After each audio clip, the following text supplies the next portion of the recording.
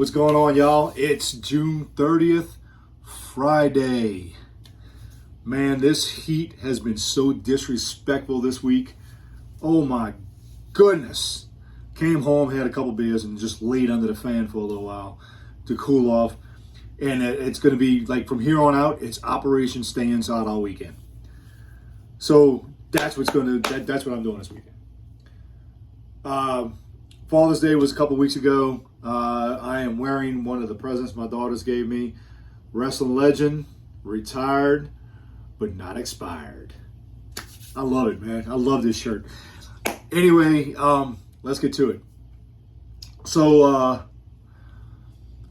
since I've ended my journey, I've gotten a lot of responses from people. Oh, man, can't you just be a manager? Or can't you be a referee? Or can you, what you going to do from here on out? Listen, it's obvious. I definitely still want to be part of the wrestling business because it's been my life for 20 plus years.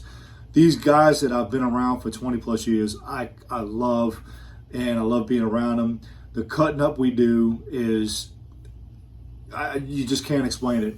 Yes, just like everything else, there's a lot of drama, but if you could keep away from the drama, you're good. I mean, of course, you're going to have attitudes. Of course, you're going to have personal opinions.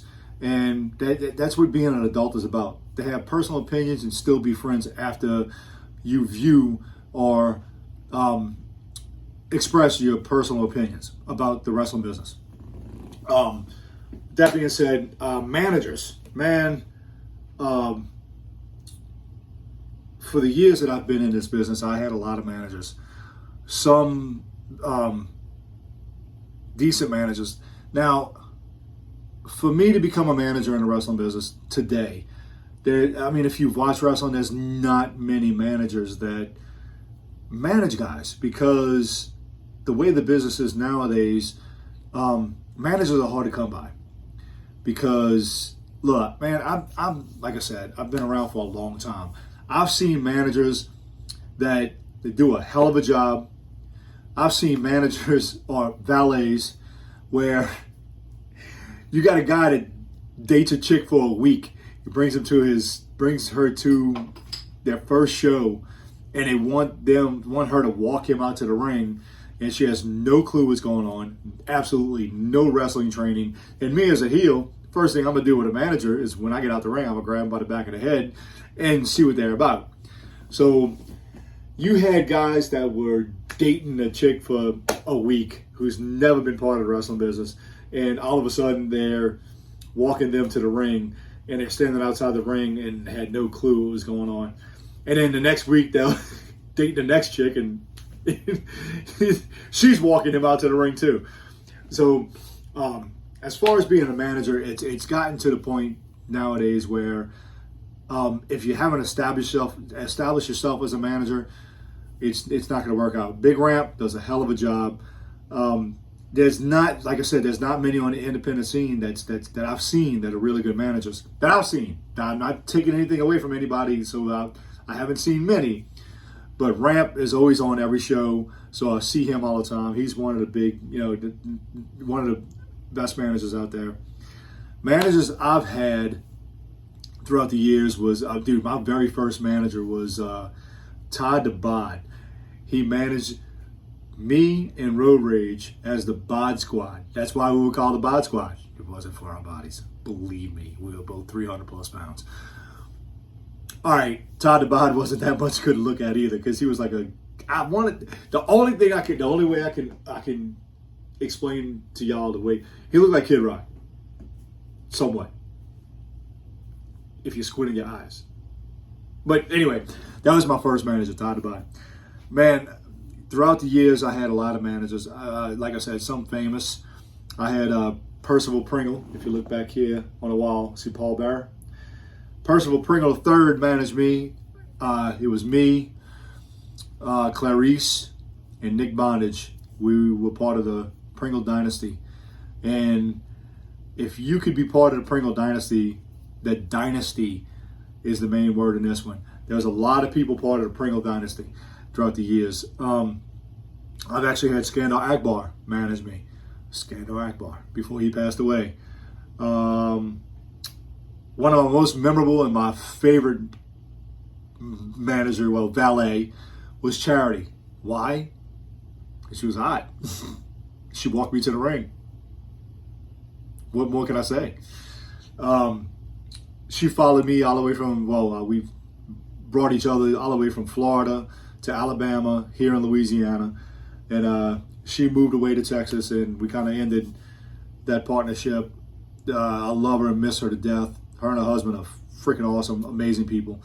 Who else, man? I've been managed by Big Ramp.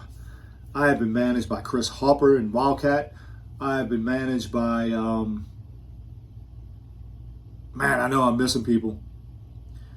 Hey, Stan Sweetan even managed me at one point in time.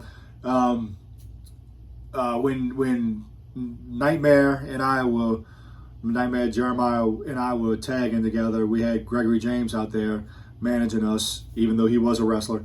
Just like Stan Sweetan, even though he was a wrestler, he managed me. But like I said, managers are not, it's not as popular as it was back in the day when Bobby Heenan and everybody else managed guys. But yeah, managers. It would be really hard for me to be a manager. It would be really hard for me to be a referee. I'm going to try to find my place in the wrestling business somewhere and get myself onto some shows that I really enjoy going to and just seeing some of the guys. Now that I bring this up, Gulf State Wrestling will be in Morgan City July 8th, which is next Saturday, a week from tomorrow, with their biggest show of the year, Cajun Heat. The Morgan City auditorium. It's huge. They're going to pack that place. They usually put 1,000+ people in this place.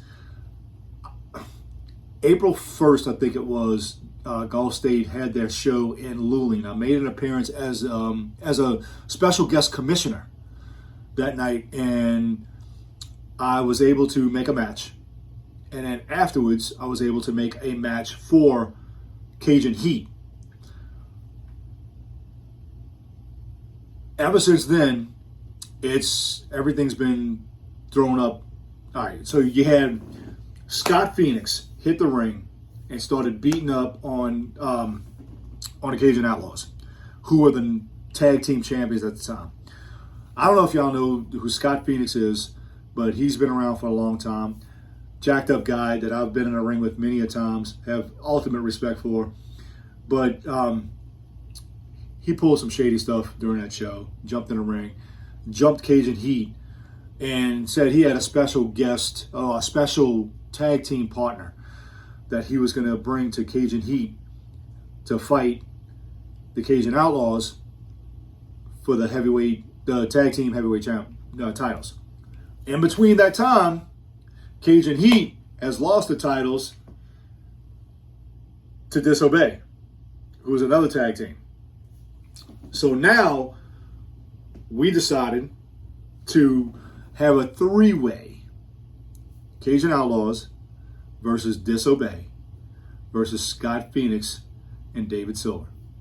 So it's going to be a three-way tag match for the tag team championships next week at Cajun Heat.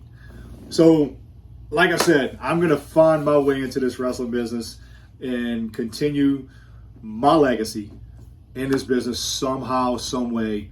I haven't found my place yet, but to the fans that still want to see me, I'll still be around. I've said it before. I'll still be around, with or without the mask.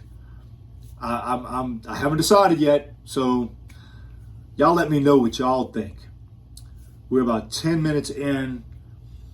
This was just kind of shooting the shit type story. So I put a thing on TikTok this morning to try to get my name thrown out there. Over 400 people have seen my TikTok video. Not one person has subscribed to my YouTube page. I'm still stuck at 197. So if y'all want to share it on TikTok and say, hey, go watch this dude. Sometimes he's got some pretty good stuff to say. I'd greatly appreciate it. If you're going to Cajun Heat in Morgan City next week, who knows? I may show up there instead of being on the phone. Later.